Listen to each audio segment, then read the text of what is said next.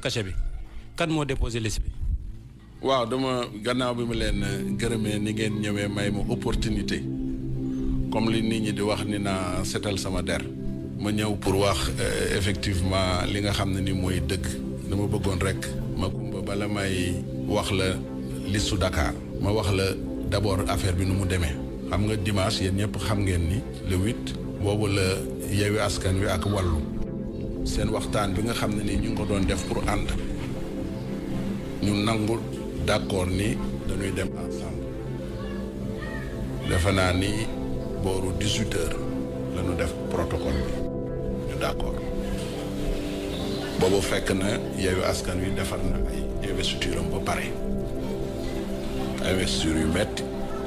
xuloo yu metti ci biir Yewwi donc kon il fallait reprendre finalement ñun amuñu woon jotu def ko Yewwi Askan Wi laay wax de Déthié Fall xam ngeen ni moom mooy président commission des opérations électorales et mandataire de Yewwi comme mënuñu ko woon def par commission conférence des leaders ni ñun nañu dem ànd ak ñoom moom Déthié DGE pour dimbali ko pour ñu mën déposer donc ñun taxawu Sénégal xëy na maximum bu ñu fa amee ay nit ñaari nit la waroon nekk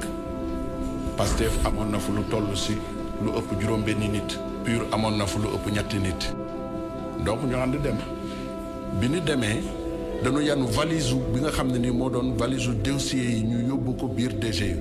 dañu ànd ak waa maanaam wàllu ñu demandoo duggandoo DGE ñu indi valise bi ñu demee sax dañu bañ ñu dugg si biir cour bi ñu ne il faut ñu wuteel ñu salle bu nga xam ne ni ndax àggaleeguñu suñu liggéey ñu yóbbu ñu rez-de-chaussée foofu la waa wàllu nekkoon ñun foofu la nekkoon donc loolu man moo ma dugal si ni ma nekk si biir noonu la si Cheikh Tidiane Youm bu PUR ak ñoom Daouda nekk si noonu la Bassirou Diomaye Thiaré ak toute l'équipe de Pastef nekk si ak ñoom ñëpp ñu ànd ak Déthié noonu la ñu nekk di liggéey donc 22h30 dimanche le lendemain lundi 11h déposé ko nu benn dossier si la ñu déposé liste nationale après plusieurs corrections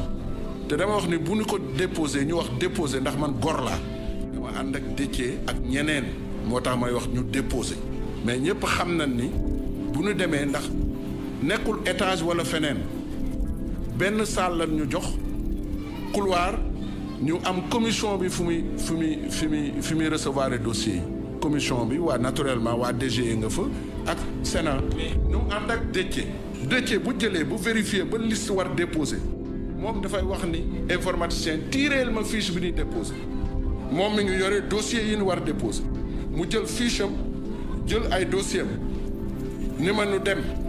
bu ñu demee si biir moom dañ ko tegal fauteuil ñun ñu ànd ak moom à côté la ñu nekk si moom si wetam mu ñëw ñu ne ko defal sa cachet mu dóor cachet am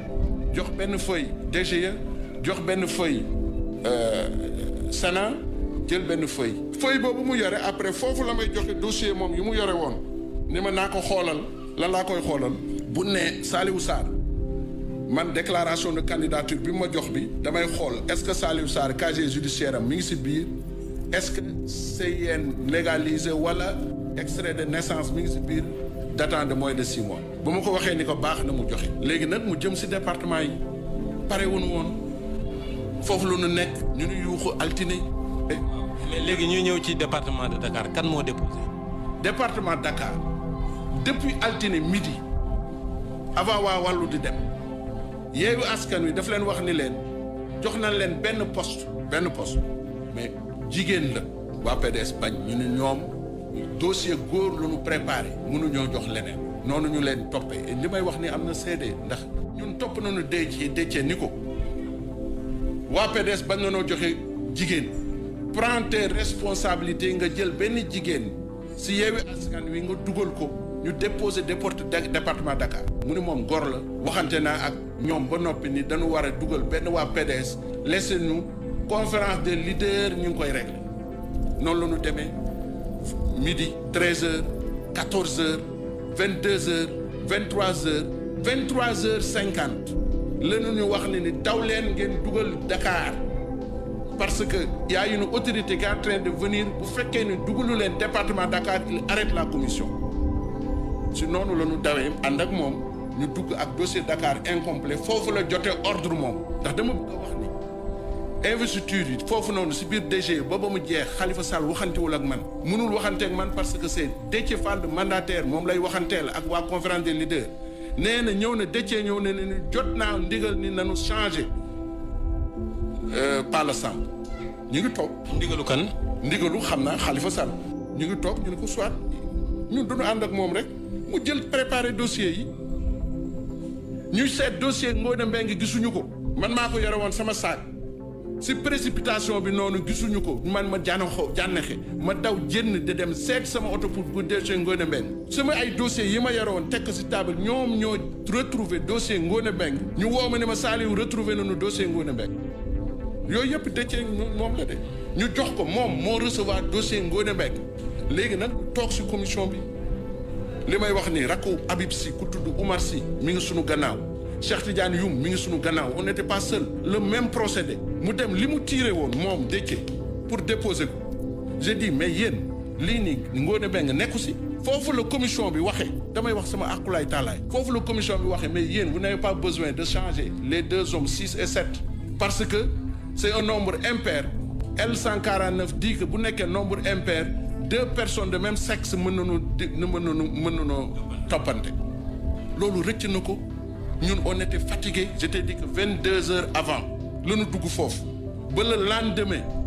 minuit et quelques ça veut dire mardi 0h07 loolu rëcc na ko ñun ñi ñëpp fa nekkoon rëcc na ñu ni kon boog ok ma ne ko waa léegi man dossier Ngoné Mbengue bi lan laa koy def mu ne nanu changé nanu dindi benn suppléante ñu dugal Ngoné Mbengue ce dernier dossier là moom mi ngi ko jox rakku Habib Sy ku tudd Oumar Sy moo ko dem tiré indi ko mu joxe ñetti exemplaires yi mu dóor cachet ñu déposé noonu la demee amul leneen. non kan moo dóor cachet bi moom moo cachet wala yow yaa cachet parce que nee na yow la jox cachet bi. loolu mënul nekk ndax xam nga moom cachet commission bi sax du ko nangu am na benn moment dafa teg cachet bi si kaw ni waa DG membre commission bi cacheteel ñu ne ko mukk grand xam nañ leen defal ko sa bopp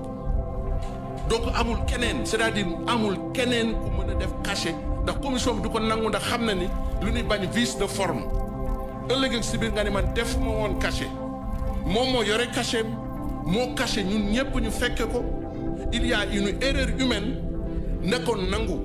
man bu fekkoon ne maa doon mandataire j'aurais fait une conférence